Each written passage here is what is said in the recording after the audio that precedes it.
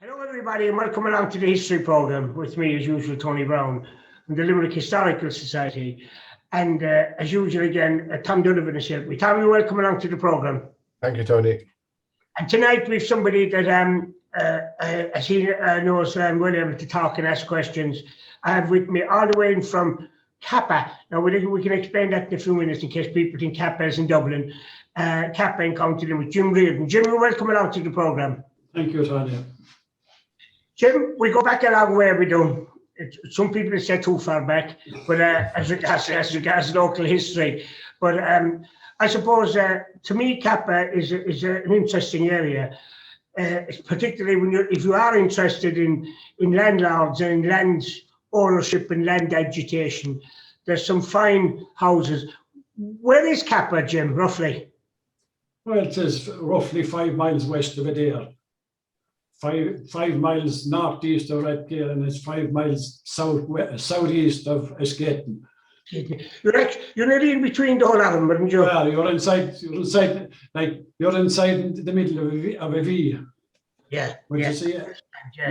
you have two old parishes there. You have the parish of Nanton, and which is an electrical area, and Cappagh, but they put the two of them together one time and put Kilcarnan and Castletown. They made the four of them one parish in 1737, and they broke them up in 1841, and they left Cappagh because the church was in Cappagh at that time, and they left Nanton and Cappagh with one parish, but they left the parish, called it Cappagh instead of having the two separate names, and they left Kilcarnan, Archdown Hall and Castletown together. They're still together today, and Cappagh is. Yeah, Kilcarnan to me now, I know it isn't that far, but it's the other side of the road. When you get something that's the other side of a main road. Well, you can take in the most Curragh Chase is in Kilcarnan. Yeah, Kilcarnan, yeah. Holly Park and Ballinamona. It comes away up. It meets Croke as well, the tail end of Croke. Kilcarnan parish does. If I was going to Cappagh now, I suppose the handiest way to get there, I don't know whether you'd agree with me or not, no, but the handiest way is really to go to Croke and take a right. Well, if we went to Wallace's Cross and take a left and go to the next cross and take a right to the chapel. Yeah, because although from Cappagh House itself now, it's a fair bit of a walk up the road, isn't it, in one sense? Oh, it is. It is over a mile of ground, Yeah. From the church. It was a big area for, as I said at the beginning, for the landlords. A lot of, not very big estates now, but fairly comfortable. Oh, they were nice. They were nice estates, No, yeah? They were a nice size estate. Oh, they were? And there was a lot of them there together, Well, I once said that it was the best of Golden Vale land, There was a lot of, we'd say, Cappagh now, a lot of it was craggy.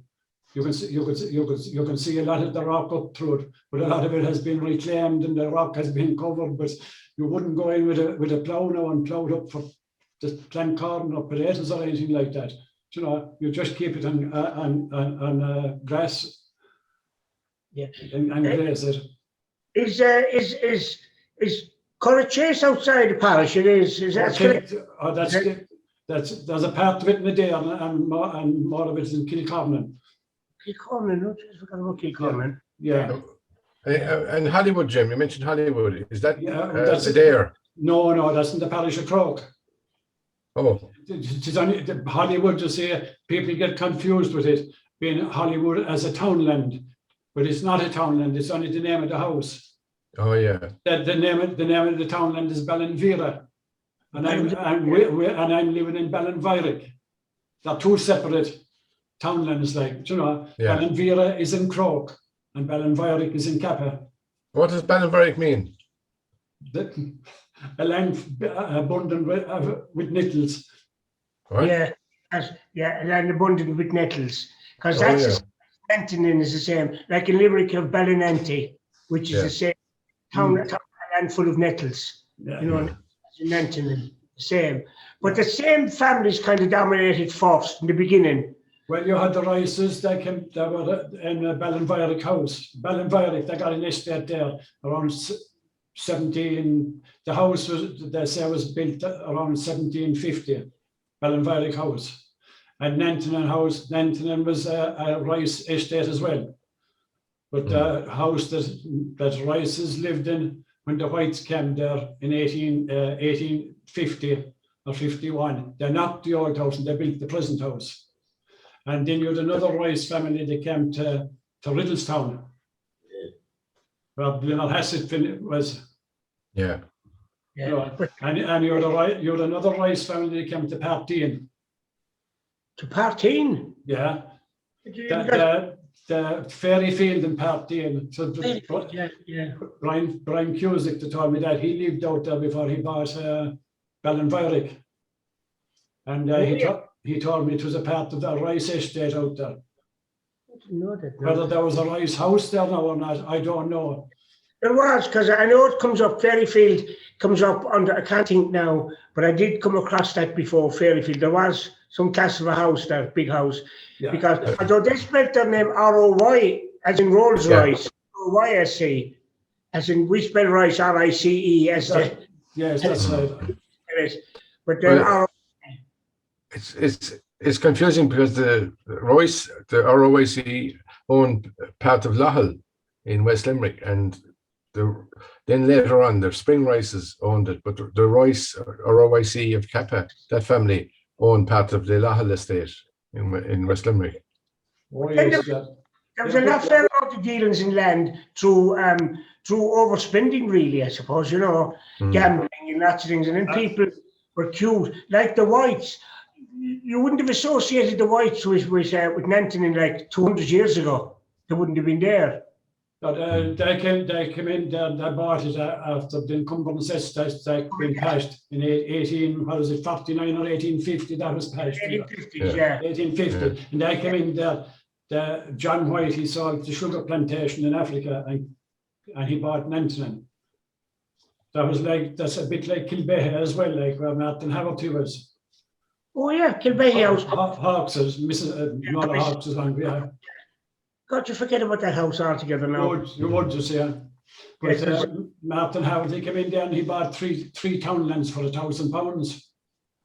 What years did that be, Joe, about? Around the same time, yeah, for the Rices, just the Rices in Nantonin, but the landlords of Kilbehe and all, and they were gone broke, and they sold we'll say a big portion of the estate and the house and all to Whites, and they sold 3 townlands to Martin Haverty. He wrote the history of Ireland while he was there. Yeah, he did. And he went to Dublin after and became the librarian as far as I know in Trinity College, and he's buried in Glasnevin. But he had 3 daughters, and one of them married a famous Italian painter. Mrs. Hawkes went out to meet her one time somewhere in Italy. I don't know where in Italy now, but she went out to meet her. She lived to be a pretty old woman. As did Mrs. Hawkes. Like Mrs. Hawkes. Yeah. So Mr. Hawkes only did about 2 months, is that all? No, that's all. But like that, there's some beautiful houses around that luckily have survived. You know. That's right. Look at Hollywood House. You have Hollywood House, and you have Cappagh House, and you have Ballinvierick, and you have Nantonin, and you have Massey's, and we'll say there's a fine house there, a Baker's in Corraheen House. It's a lovely house too, Baker's. Yeah. It is. I was up years ago. I was there the night at Lynn, actually. We went up to, I was talking to us one day about Corraheen. We went up there to meet the Bakers, and we went on a visit then the following week to see it. Because I was talking to them about the Bakers lately now, to Aston Bovenizer. We were talking about them, you know, because they're fairly near Ballingran. The Bakers. Well, it was the way they bought that place. You see how Corraheen House was built. It was a family that was brought over from Yorkshire to run the Tucken Mill at Newbridge, we'll say at the bridge. Oh yeah, well, Griffins were afterwards, weren't they? Was it Griffins were there? They did. At the Villa. Yeah, at the Villa. That was Bateman, you see, that was there. Yeah. Yeah. And Griffins came in there and bought that. They came over. They actually came from Lahal. Yeah. And Cargrig. Oh, are they the Griffins are buried up in Knockpatrick? I wonder. There must be. Yeah. Had money anyway. Up in the top, there's a huge tomb to the Griffins. They were in Cargrig and in Lahal. Cargrig. Cockrig, yeah. That still survives, isn't it, that house? Cargig. Cargig. Is that where Joe Hogan is? Or Hogan's? Is that? No, that's Cappagh.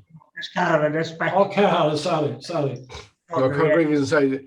You know about the service station there as you go into Fines, up the back of that. There's a grotto there, isn't there? Oh yes, Yeah. Cargig. That was O'Brien's. Guineas, that's there. Yeah. There on your left as you go into Fines.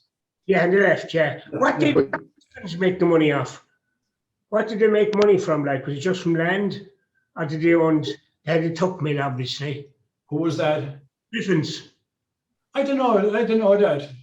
No. There was They were married into the Geary family of Limerick. They married into middle class families, so they acquired money through marriage and but then again, your man John Griffin's father spent most of it, you know. Oh yes, yeah. Would you believe But Jim, to talk about Hollywood House, wasn't there a story in Frank Whelan's book about There is, yeah. About O'Brien? Yeah. There was a list of the white boys was lost, and it was a servant girl working in Hollywood House that found it, and she handed it up to, I don't know whether he was Raymond or Redmond. We get two different stories about who he was that owned it, like. But the story came out anyway that the white boys at the time they called a meeting in a cave inside in Cotta Chase, and there was three boys that threw the shots straws. Yeah, Madigan, Lewis, and Lynch, and there was a sheaving as you come out of Cotta Chase onto the Dare side, and they went in there and they had some couple of drinks and they left without paying for it. If they had paid for it, they might never have been caught, like. But they went into Hollywood. Like, there's no distance to go in from the Dare Road there now. So they say if we go to Black Abbey Road, like, to go in, you don't have to be going back around the by roads, like. How would you get in that way, Jim, from Black Abbey Road? You go back and just turn up the Hollywood Road. Oh yeah. There's a little road going up to the left. Yeah. And you go up that road and into the left again. You see, you're kind of coming back into yourself, like, you know. Yeah. Towards the Dare again. But you can go. You can turn at Clanshire not, you know where Sammy Shine has the factory where he makes the machines. Yeah. Semco. Yeah. Yeah. If we turn left there, you can. The present man now that owns Hollywood has a new way there.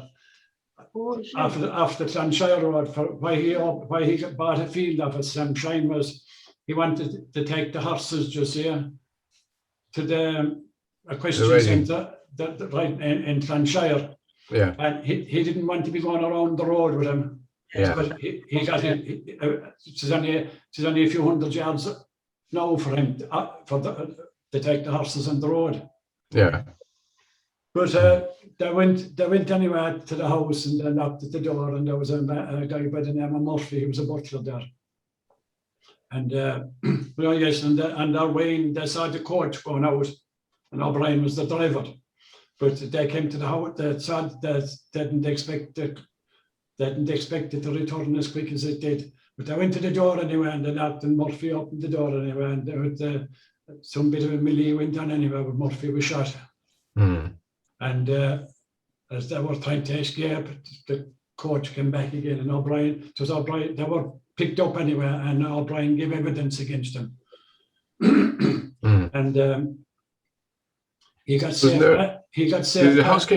Was there a housekeeper looking out the window or something? There was a nurse there minding a sick child, and she recognised one of them out the window. Yeah. And O'Brien recognised one of them. And that were picked up anyway, and at the trial, O'Brien gave evidence. I don't think the nurse gave evidence. I don't think that's in the... Yeah. was in what they call him, Begley writes a bit about it too. Yeah. But O'Brien anyway got safe passage out of the country, and he went to America and he started working in the railway across America. And when he got to California, he bought a ranch there and settled down there. And it turned out that's where Hollywood studios are today. Yeah, he named it Hollywood. He called it Hollywood. Yeah. But, I saw a programme on it now on BBC, and they gave a different story. What's his name was doing the narration on it, I remember. James Mason. Do you remember he was a... He's been a lot of war pictures, and he kind of German in him. But he said about, I forget now the story he gave about Hollywood, about somebody, because he claimed it in for England, that was an English couple went out and bought the land. And supposed to have been, I think there was holly trees growing there or something, and he said it was called Hollywood from that, you know. But of course, the Hollywood house that came with a marriage from County Down. Which one, Jim? The Hollywood house in with Sam Croak around the day. Yeah. That came with a marriage. That the name of the house. Not, I don't know whether it was a dowry or not, but the woman that came from Down, Hollywood and County Down, brought the name of the house. All right. Who was she, Jim? Can you... I don't know who she was. Because who did she marry in there with? Who did she marry? Raymond is the furthest back I can go anyway. There was Houston's there after that, and Sherman, and you had Lady Dale was the last there. Tommy Shaughnessy was the last there with. Yeah, I remember he was there. I was there with him now, Jim. Lady Dale was there. He bought the place off of Lady Dale. The night at Lynn? Lady Dale. She came down from Doneraile and bought it. Oh, yeah. O'Dale, is it? Yeah. Is it O'Dale, is it? Dale, no, not O'Dale, Dale, Lady Dale. Right. Lady Dale. Yeah. She was an English woman, a very nice woman. Yeah. I worked there for her. Yeah. Like with the digger and that. Yeah. I heard that now. Yeah. We'll have me going home now, checking up on her. Find out. But the Houstons... She made computers. The Houstons come in as... they come in as agents, didn't they, the Houstons up from Kerry at the time, into Castle Houston. But they're not agents for either... Was it for the... What's the name? They were in his coach, they were agents. In his coach, yeah. Yeah. In his coach, yeah. They were agents. But they came up as well from Kerry, somewhere in Kerry, because they got a lot of land. One of the Houstons did. One of them was actually, one of the first Houstons to come out was the signatory on the death warrant of Charles I. He was a George Houston, and they got a lot of land in Kerry. And then one of them came up to the Kilcornan area as a land agent. I don't know that much. Because they had Castle Houston there, which is a fine house as well, a lovely entrance into Castle Houston. And of course, I'd love to see how your man is connected to them, your man Banner, how he's connected. You know, I'd like to see him doing a family tree, you know, to see how he's connected to the Houstons, because there is, I've checked the 1958 edition, and it does give Houstons in Dublin, but it finishes off at that, you know, up in 1960, 1950, 1960. But it doesn't, as far as who his father was, you know. He's supposed to be at the funeral, wasn't he, Tony? I was. He was At Morris's funeral. Yeah. And the wife that time. But the Houstons in Ballysteen, they're all the one Houstons. Yeah. But yeah. They're all the one Houstons. There was one of the Houstons, Jim. He working in, was one of the last ones to be there. Was he something in mining? He was friendly with Jim Kemmy. I don't know how he was friendly with Kemmy now, but he was in the mines in South Africa, I think. I don't know about Morris Houston, the man the last man that was there. He was a judge in India for a time. Yeah. But he's something got to do with the mines as well. He had shares in mines in South Africa. There's something I can't think. He probably had. Handled with Jim Kemmy. There was some reason Kemmy knew him now. I don't know how, but I know that Kemmy knew him. Yeah. And that's we're going back now to the 60s, I suppose, you know. I know, yeah. I know. When he was there. He was the last of them. He was the last of them to live there in Castle Houston itself. Oh, yeah. that's right. Yeah. Morris Houston, yeah. Houston, yeah. That's Because right. and then, of course, one house, you remember there about 2 years ago, Jim, I went out and I met you, we went down to see a house called Ardleman, is it? Oh, Alderman, yeah, that's right. That was Studders. Yeah, Studders. uh, You ever hear of Ardleman town, did you? Ardleman Yeah. house. I've read about it. I was never there. I never realised that. That's why I rang you, Jim, because somebody told me they were doing research into the Studdards, and they said that first. I always thought the only house they ever had was Elm Hill in Limerick. But the Studders and Alderman only came in from Clare. Yeah, but this fella said that first. I never knew what Ardleman till we went down that night, Jim. Remember we drove down. Oh, that's right. Yeah, we met John Morton, and we went down across the road. Yeah. Well, it's just fairly standing, but it's a bad state. You know, it's a pity. He didn't. Well, it was in a bad state when he bought the place. Yeah. Oh, yeah. He wouldn't want to spend any kind of money in it, like, you know. He just made a bargain out of it. Yeah, a bargain. That's right. Who would have won that land then? As soon as the Studders were gone, who would have come in over that? Would it have belonged to the De Veres, or who would have had it? No, the Paddy Magner in Riordan and Redkill, he was appointed by the, I don't know, by the courts anyway, to look after it. And so he had it sold, and the Quinlevins bought it. They were from outside Redkill. They had only a small place outside Redkill, and they had another small place in Ballysteen, and they sold the two of them, and they bought Alderman. And there was a priest in Redkill came to my grandfather and asked him how would he buy it. And he could have bought it for £1,400. There was not much land in it. I suppose there was 150 acres in it. Good land, I'd say, was it? Most of it is good land. Most of it is good land. Yeah. That was a lot of money then, Jim. Oh, it was a lot of money. But my grandfather was he was only after coming home from America, and he had a good bit of money. Yeah. Yeah. But When did he buy it? Pounds, you know, you say £1,000, is that all, you know? Yes, but terms. But it took a lot of 70. I remember my uncle used to say that if he won what he called a sweep, 50,000, that he'd never work again, you know.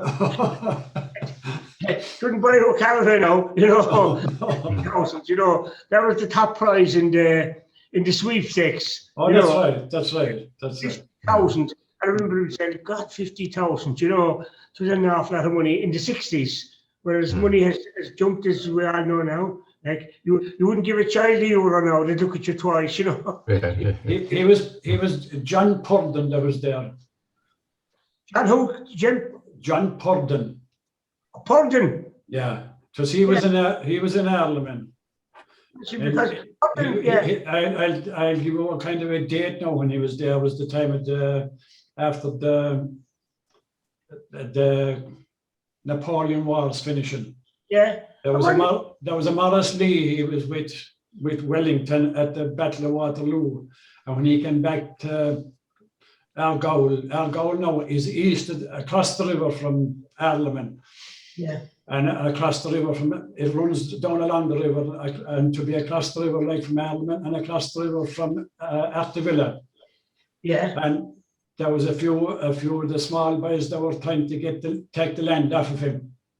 But Purden and Bateman petitioned, I don't know, the King or the Queen of England at the time to leave Morris Lee in Argyll. And he had his son Morris, he was only 7 or 8 years of age, but Begley tried to find more history about him, and he couldn't. He said he kind of disappeared off of the scene.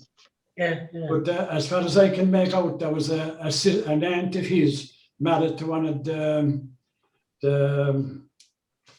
what do they call them in Cappagh house.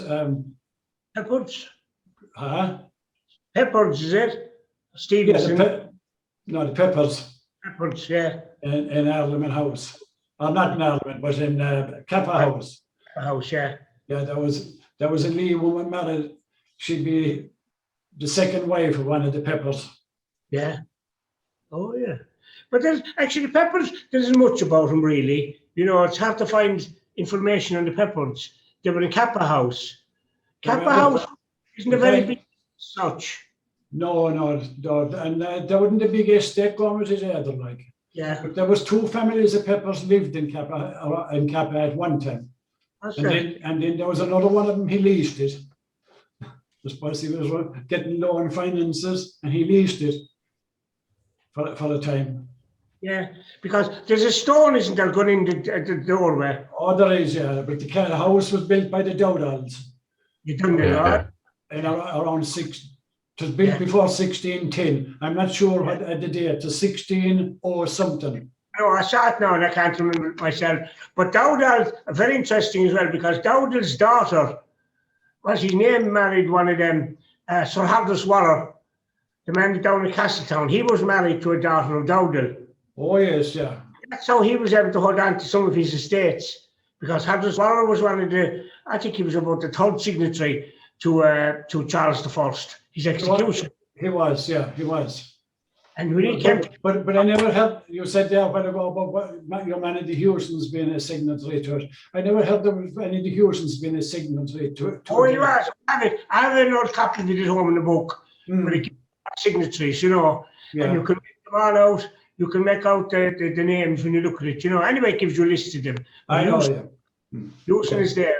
And because he's mentioned in a book that I've told Tom that I read on the Cromwellians, I think there's only one reference to Hewson with the Cromwellian wars, you know, in England. Yeah. And he was the fellow that came over then and got the land in Kerry. But the Hewsons, there's so many families in that general area that came and went, you know, in that circle of Croke over to Cappagh and back over. And you had him over into Patrick's Welshire.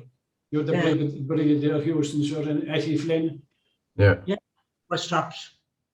Yeah. Hewson there, like. But but that was good. Purdon and them anyway, like, you know, at that time.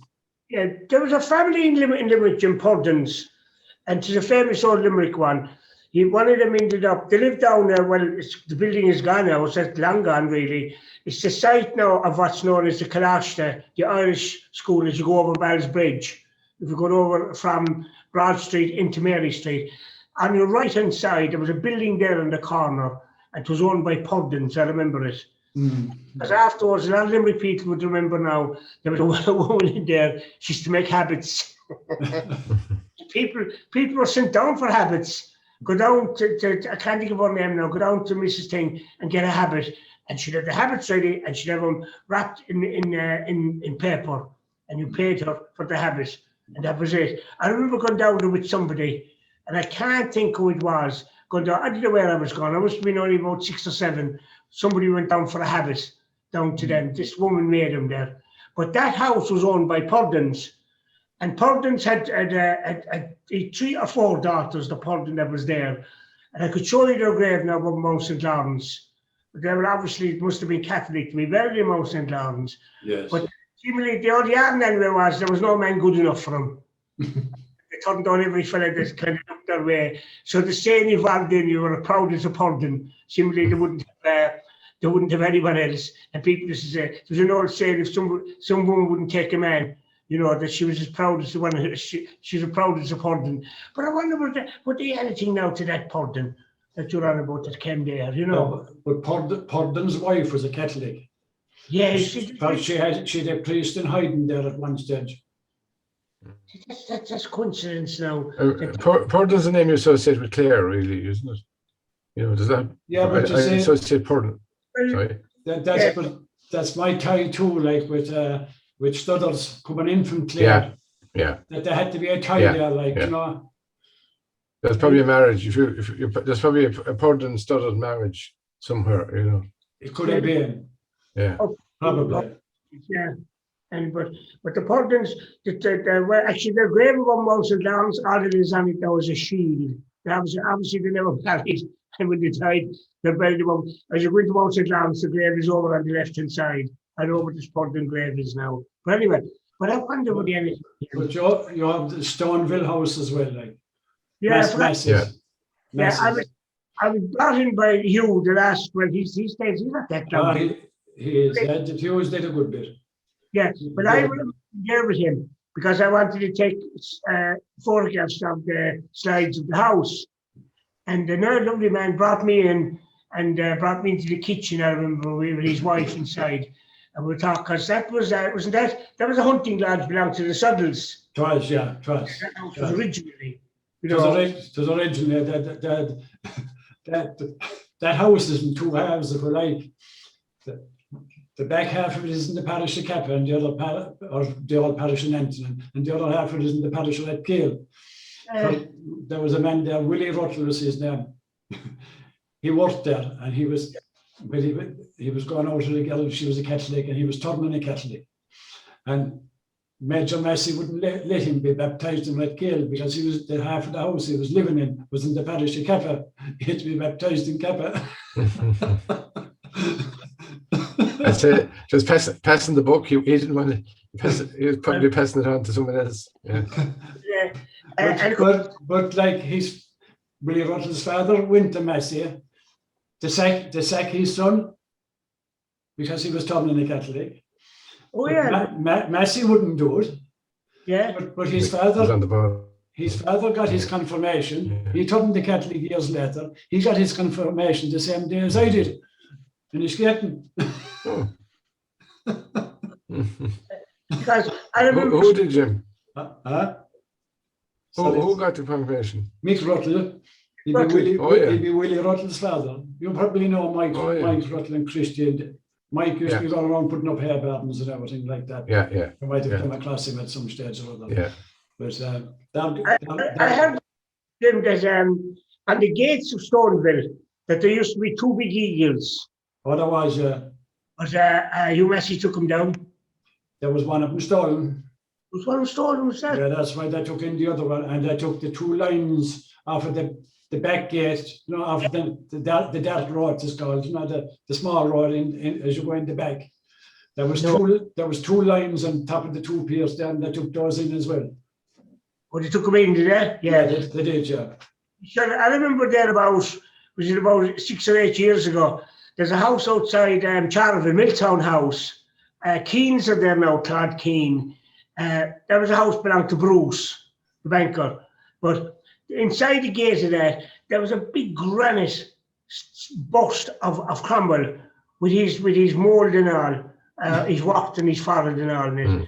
And I think Charles, I think there were 3 there altogether. And there was another one there inside in the barn inside at the back, which I went in to see as well.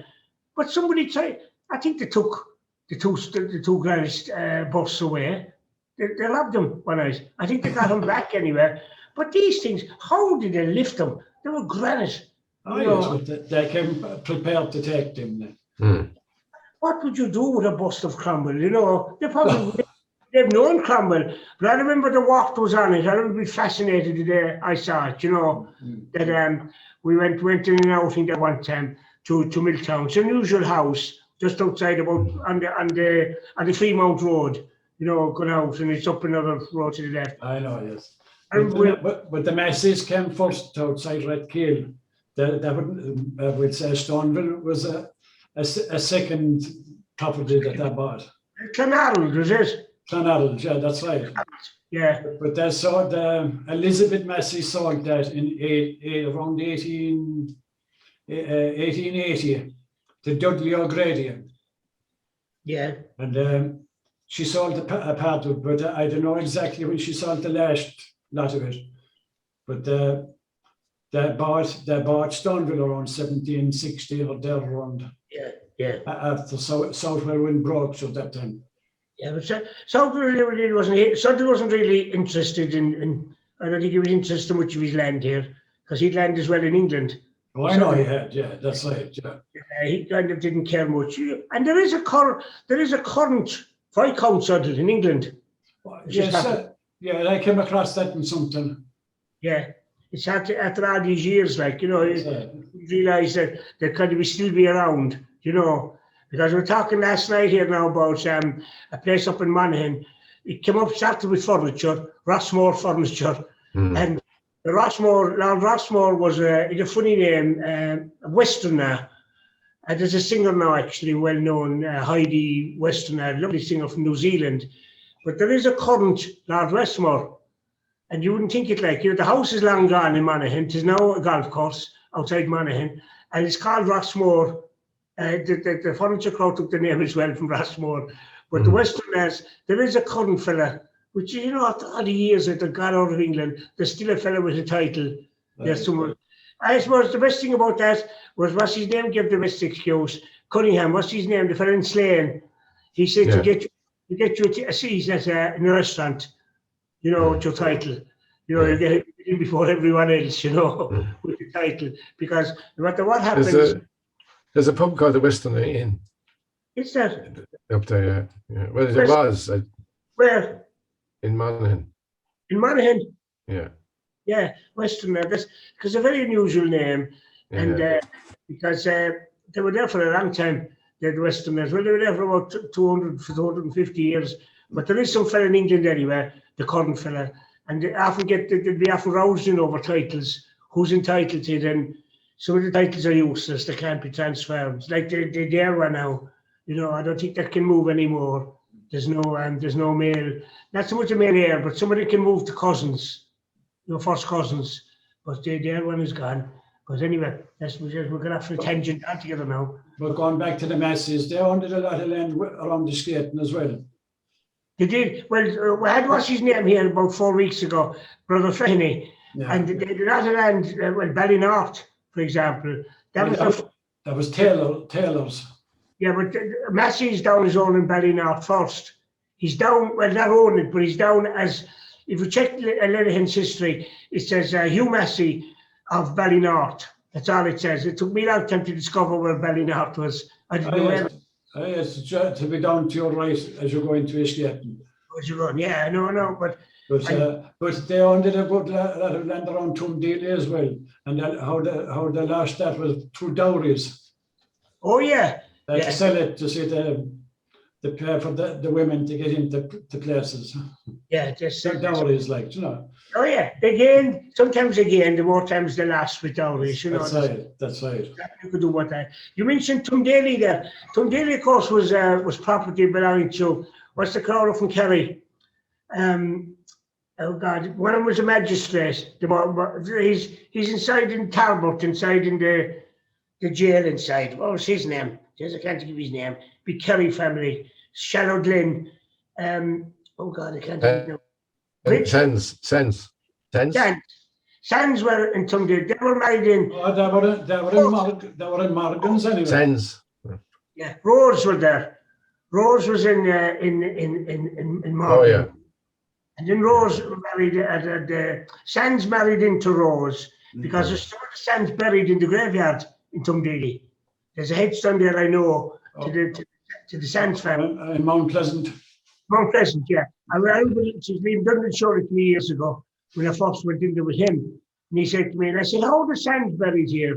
And he said they were married into the Roses. But of course, they were all married. All the families, they were all mixed up. But they didn't know the choice, you think about it. They kept the money circulating between themselves. I don't know if I could have found 2 landlords, so listen to all my daughters. I'm going to be looking out to your daughters, to get them married into big farms, Oh, that's right. And the husbands maybe were army men as well. Oh, yeah. Big pensions then, if they survived. Tom should do that now with his daughters, try and marry them off to big farmers, and 200, 300 acres, Yeah, and I have tried, failed. Getting back. 40 years too late. Actually, talking to Cappagh House now reminded me of something else. The old RIC barracks, which is now owned by Billy Maguire. Oh yeah, yes. There's a fine view from that. Oh, there is. Because as you know, Tom, as well, that these RIC barracks, they were all built in massive heights. They could see around, they had a good view of the countryside. One thing anyway about them, that the one. It's also a sign of trouble. Like another thing Cappagh has a lot of, including as well as houses, was murders. Yeah, what I call. We mentioned the Raymond one, but why there was a lot of murders, I would say, in an area there. You had them over across as well into, we'll say, dreaded Tarston and all up there along. That was murders up there along too. But you see, what people don't realise was that was the main road to North Kerry.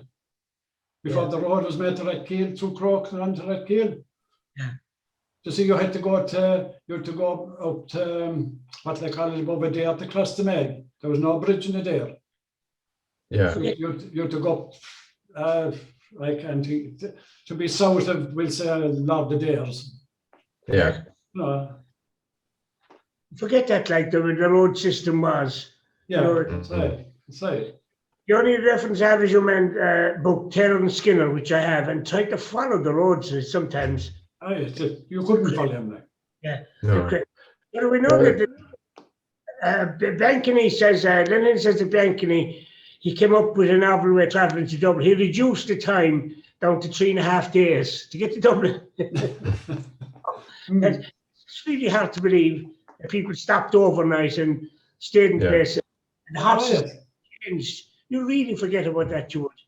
But the Veerhunt's diary, Veerhunt Coir Chase, or he was down in Cappagh, Tipperary that time.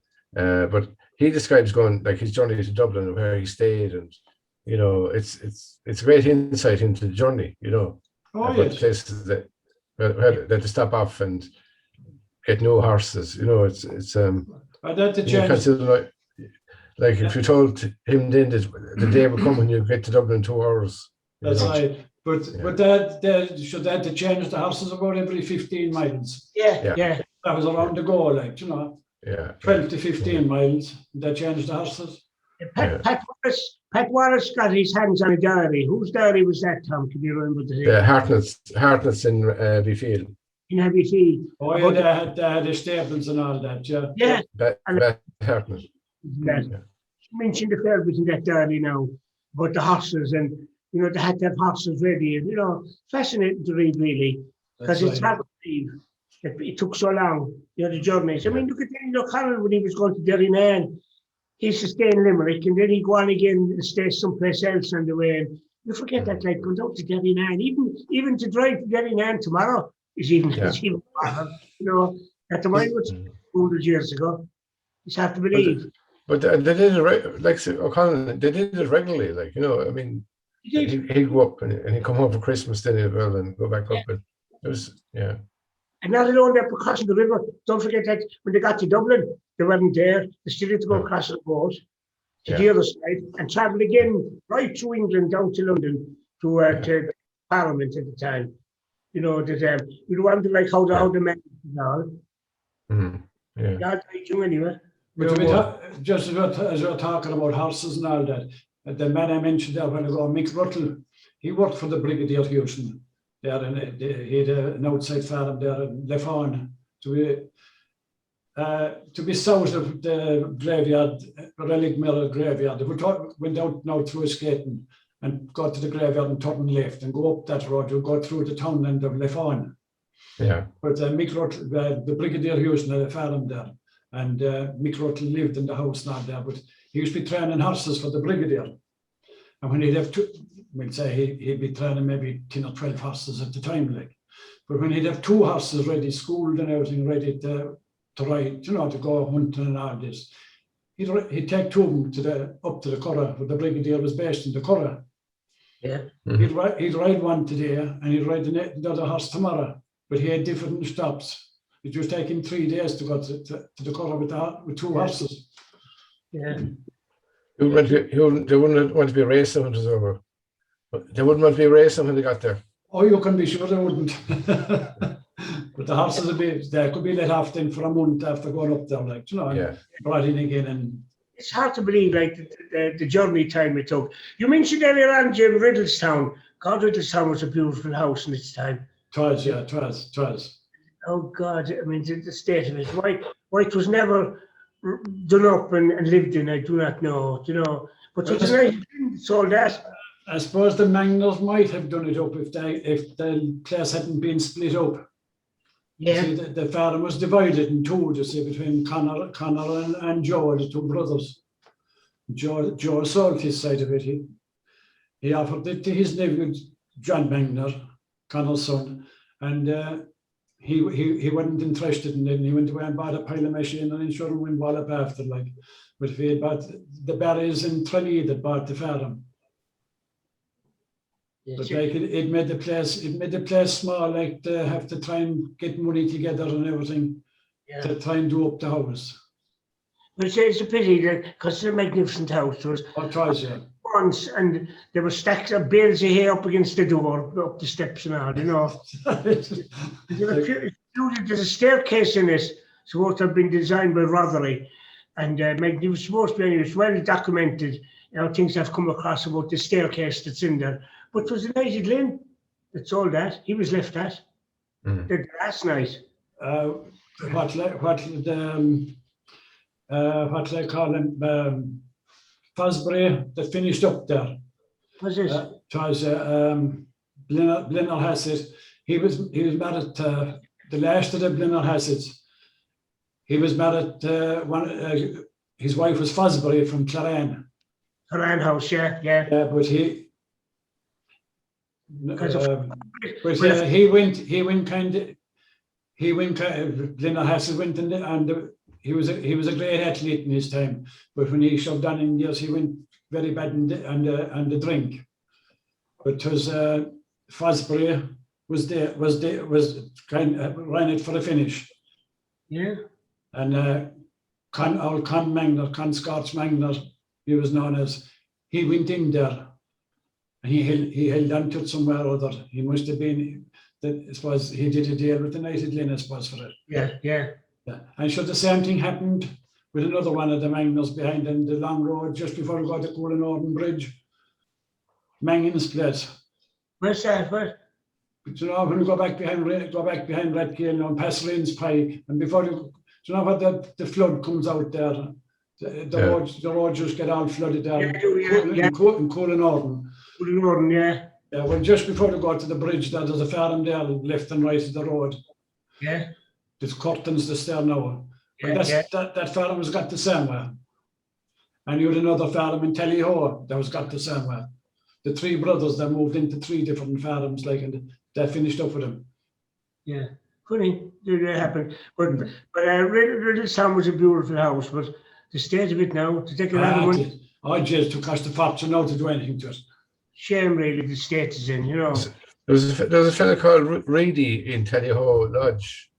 You mentioned Tellyho there. He was the master of the workhouse in Rackhill at one stage. Reedy, yeah. He lived in Tellyho Lodge. There isn't much known of him, but I just came across him. Yeah, I don't know about Tellyho Lodge now, would be what they'd be calling Tellyho Lodge. Yeah. Tommy McDonald, Tommy the master, he was the last master of the workhouse. He lived in Milltown. I know him. Yeah. Which Milltown, Jim? Which? There above Escaton, south of Escaton, as you go up to the Tatch pub in Newbridge. Oh, yeah. I know the Tatch, yeah. McDonald's, Tommy McDonald was his name. There was a farm there, it was a land league farm. He lived in half of it, and his brother had the other half of it. It was their father again that actually got the whole place, and he divided it. He divided between the two sons. Was Milltown House there, Jim? Huh? Was there a Milltown House there, or was it down down further down? Milltown. There's you have Milltown there. You have Foley's. It was John Norris Russell's.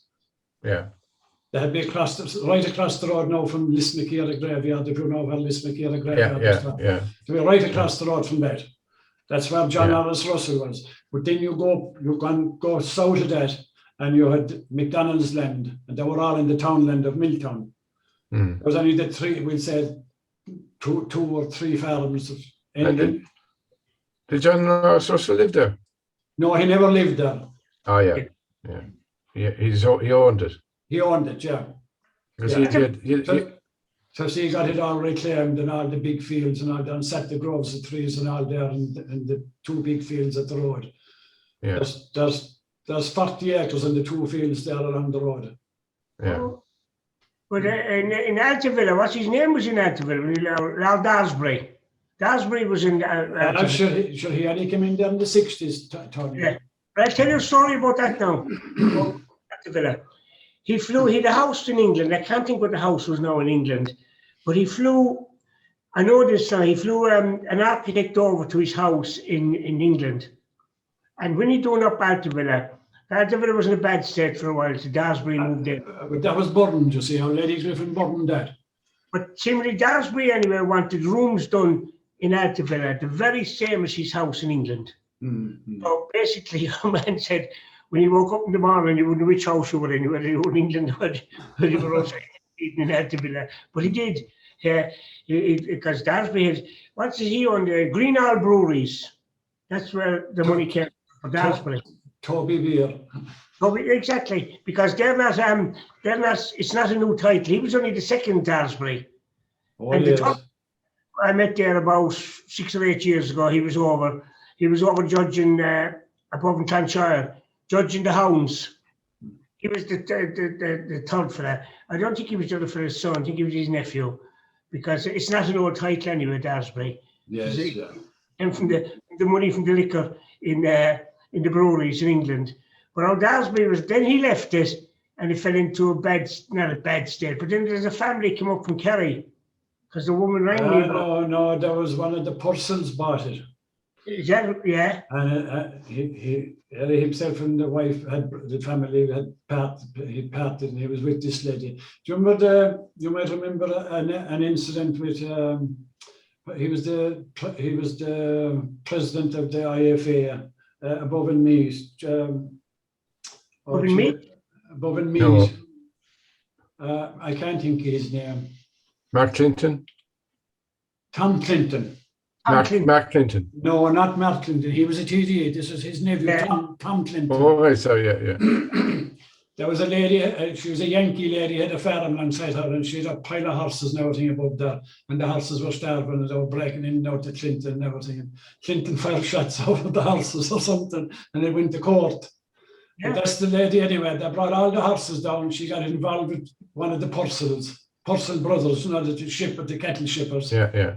And they brought all the horses down to Altavilla, which are Altavilla was never paid for or nothing. It was the banks out Altavilla to Hallisey. Hallisey. That woman rang me one day and she asked me to call. I never went out. I would go out sometime to see what it's like now. It's like a town out there now. He's shipping cattle and everything as well. You see? He is, yeah. Yeah, Hallisey, that's right. I remember she rang me about it. Because, and what's her name? Well, she was known as Lady, no, Madam, wasn't it? Madam Griffin. Oh, yes, yeah, that's right. She was Ronnie Griffin's wife, the Longfellow's wife, as she was known as. She was very tall. When they are the Griffins, they were all about 7 foot tall. Yeah, but he was the Longfellow. I don't care how tall you'll be still looking up at him like. He was around. Did she teach with Mrs. Hawkes? She did, yeah. She did. She was teaching French. She was a French woman. Yeah. I don't realize. I was giving a talk in the church in Skeeton, in the Church of Ireland, and she was there. Probably, yeah. I think that's the night I met you first. Was it? It was at the Church of Ireland in Skeeton I met you first. Was it? Hope you're not saying you're sorry today, you know. You had to go into the bishop to get a pardon.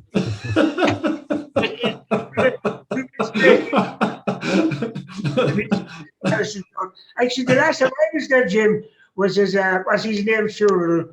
Was it Paddy and the wife, Mary, the Shaughnessy, Paddy Shaughnessy back in Castlegrey? Oh, yes, yeah. I said it to Paddy was the last, and Mary was dead before him. The rain that day was something wicked while the funeral was going on. And luckily there were trees outside in the front, and I had an umbrella. There were fellas there, and it was a beautiful morning, around this time of the year. And they were inside of the graveyard. They got soaked because Paddy and Mary buried inside there in that graveyard. I didn't realise that, no. Yeah, back in Castlegrey, they did, which is another house you forget about. Oh, it is, yeah. It is. The main house was gone because I brought a crowd to see it one night. And I'd been there with him about a week beforehand. And the night we arrived, Paddy had all the grass cut in front, you know, a lovely lawn. And Mary said, please you don't come out more often, you will cut the grass. Yes. When I went there the week before, it was like a jungle, you know. And when he knew there was a crowd coming out, God, he'd come into a beautiful lawn, you know. He made an effort to sort it out. That's nice. And we went there. Do you remember we went up to Curra Chase after? Tom, do you remember? I do, yeah. We went to Curra Chase and where else we went that night now? We were talking to Stone Hall. But Paddy was funny, he was, you know. But the main house is gone. There was only kind of, they were living in the servants' quarters. That's it, yes. There's the ruins of the old house were there, I remember, on the far side of Castlegar. And another house that's gone is there is Cappagh's house. What's the name of that? I can't think of the name of that now off the top of my head. We were in a house that night as well, Tony, Farm Lodge. Remember Which? That? Farm Lodge. I think it was that. Well, it might be the same night now. The Farm Lodge. It's an old house as well. Do you know that one, Jim? Yeah, that'd be Gilton Ann's that's there now. Yeah. That'd be there as you go into Curra Chase from their side. That's right. On your right hand side there. That was a Potter house at one time. Then Fitzgerald's came in there. Yeah. What you call it? What house? It was Potters that were there. Potters. Yeah. Oh yeah. Yeah, there was 2 or 3 families of Potters there. Kilgrogan house was a Potter house as well. Yeah. Yeah, that's where Murphy's are now. Yeah. But her house there you mentioned there, Tom, what you call it again, the other one? Farm Lodge. Farm Lodge, yeah. Yeah, I about that house now, I did. Some houses, just too many houses sometimes. But I was asking about Cappag's house. What's the name of that? Inside in the field. It's in ruins. Because the house is similar now. There's a name of the house. He just bought the house with the same name. I can't think of the name of it now. It's inside. If you go out, you're on the road. You're going to Skeeton. No, you're not. You're turning up to the left. Is it before you come to Skeeton? Is it before? No, that's Creeves then. Yeah, it's inside. Copley's were there. Copley's we call it. Yeah. There was a house, I mean. One of them was an artist, wasn't he? Yeah. One of them went to America. Did he paint? He painted George Washington, I think. One of them. One of those. Copley's, the locals pronounce it. We call it Copley. Yeah. It's in the right hand side as you go up to the road. What is the name of that house? I can't think of the name of it, but and there's a house similar name. Oh, that's Ballyclock. Ballyclock, yeah. And Ballycullen is across the road from it. Yeah. Yeah, Ballyclock. I know there was a similar name now because there's 2 other houses in Limerick, Ballyclock as well. There's 3 altogether called Ballyclock. But that's the house inside there belonged to Cappag's. But Ballycullen then was the Nash's house. That was Nash's, yeah. That's like Nash's built Ballycullen house. But they did, yeah. Yeah, but then at the time that they built it, there were only tenants. Berkeley. And who was the landlord? So who would Berkeley was the landlord. The Berkeley's, yeah, I know they are, yeah. Mm-hmm. But Nash's, that's a lovely house. That's a fine, solid house. Ballycullen. Ballycullen, yeah. Oh, it is, yeah. But Jim O'Donnell spent an awful lot of money in that back in the 70s and 80s. He spent a lot of money in that house. Yeah, lovely solid house. But it's Nash's were there for a long time. And whatever, the Nashes kind of faded out. Well, your man, I think, was the last of them, the actor, J. Carol Nash. He was one of those. He was, yeah, he was. He was. There's an insurance company called Carol Nash. I often wonder the anything to them. You know, so usually. There's an ice cream shop when I was a child down in Little Catherine Street. What's there now? The Knock Bureau. Along there was an ice cream shop there called Carol Nash's as well. Mm-hmm. Funny, really. And you'd often wonder, like, was that a tie there? Yeah, because you usually get a name like Carol Nash, you know. They must be connected somewhere. The Nashes are together. There's a house, Tony, we were in a house there between Kilbraden and Creeves at the crossroads there. Do you remember that? It's a fine big house. 410. Oh, 410. 410, yeah, that was on the Nobles Road from Creeves. So just on top of the hill as you go up from Creeves. That was a Dixon house. Dixon's, yeah. They owned the land around Kildama there as well, where the old priest houses, there around the Seven Sisters. That was a Dixon house as well. And as far as I know, they had land around where the garage, the CIA garage was there around. That's what I'm going to say to you. That was Dixon's. Yeah. Because when I was a child growing up, do you know near the park there, if you're going up Hyde Road, that road didn't exist, near the park. That was always known as Dixon's Lane. Yes, yes. There was a lot of, Dixon's did own the ground where Sexton Street School is. That was Dixon's. All right over onto the Roxborough Road. That was Dixon's. But Dixon's estate with their Craves, it ran from the Skaten Newbridge Road to the chapel in Shannagolden. The chapel in Shannagolden? Yeah. Oh, there's some, yeah, if we look up the Dixon estate under the Knight of Kerry, to give it to you, where it ran to. Yeah, because he owned Clonahard. He owned Clonahard as well in Ballyhale, which would be Dixon. Yeah.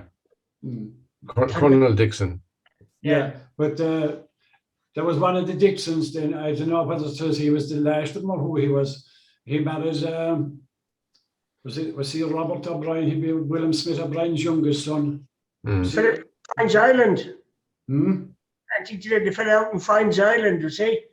No, there's a William Smith O'Brien now in Cappagh. Carmyle, His youngest son built. Yeah. If you come out Cappagh Gate, out from the house out to the road and turn right, the stone cut house on your left hand side was built by his youngest son and his wife. But he died a young man, and his wife, O'Brien's wife, married Colonel Dixon. Oh, Which one of the Colonel Dixons of what he was now, I don't know. Yeah. What about the artist then? Where does he come in then? Dermot. Was he another son or grandson of Smith O'Brien? Dermot O'Brien, D-E-R-M-O-D, he spelled his name. Yeah. He's buried in the mausoleum in Carmyle. Was he a man that lived in Redkeel? No, you're on about, I think you're on about the fellow with the ring. The tax master. He lived there just behind Redkeel where Mr. Rose. That's Brian O'Brien. He was Brian, wasn't he? He was Brian. But he was a descendant of Smith O'Brien somewhere. He had his ring. He always had his ring in his small finger. The ring belonged to William Smith O'Brien. He was a taxing master for the courts in England. He was. And he came over here to retire. He had a very grand accent, I remember. He was Brian. I kind of lost track of him altogether. He went back to England again. He sold the house in Redkeel and went back to England again. He bought Mr. O'Rourke's house, just and when he went back, when he left it, Don Ross owned the farm. Yeah. Mr. O'Rourke's farm. Yeah. And he bought the house, but he sold the whole lot then when he moved back up to Moat. I didn't know he'd gone back to England. I often wondered what happened to him. I think his sight was giving him trouble. Yeah. He was finding it hard to drive. Yeah, I remember he'd a beautiful Rover car. I remember that's right. Yeah. And he had a very grand accent. And I asked him one time, what did he work at? You know, I said, I was a taxing master, he said, you know, for the High Court in London, to see who would be paid and who wouldn't be paid, or, you know. He had a lovely little ring on his small finger he had that was belonged to William Smith O'Brien. And it was a kind of what's those seal rings, you know, you could dip it into wax. And you had the O'Brien coat of arms, tiny ring, lovely little thing. You know, it's probably buried with him. You know, find him and cut the ring off, shouldn't we? Wouldn't it? You could find him and cut the ring off, you know. Cut off the finger on that. Did he get down in to Carney O'Brien? Do you remember Carney O'Brien? He lived down in Birchfield, down in Liscannor, with the big memorial to him, big as well. His grave inside, they tried to open his vault, and it was lead coffin, and the back of it trying to open it, because that was the thing, to see was there any jewellery in the thing, you know. But that's sealed in altogether now, Connie O'Brien's grave. at St. Bridget's Well in Liscannor. There's a huge memorial there to him that it says was paid for by his tenants. Imagine subscriptions from the tenants, you know. He's the fellow that built the thing up in the Cliffs of Moher, the little tea house up there. Oh yes, yes, they look out. He built that as well by subscription from his tenants, you know.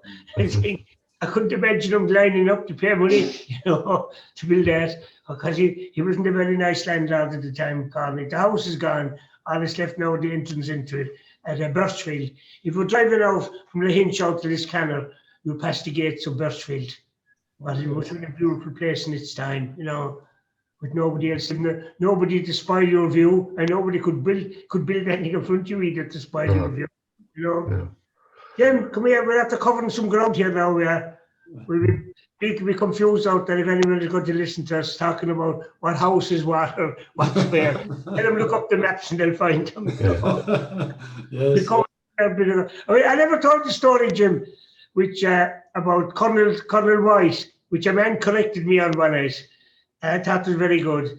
The story of his cycling up to Mass was she's second wife. She was what's Dorothea Conyers.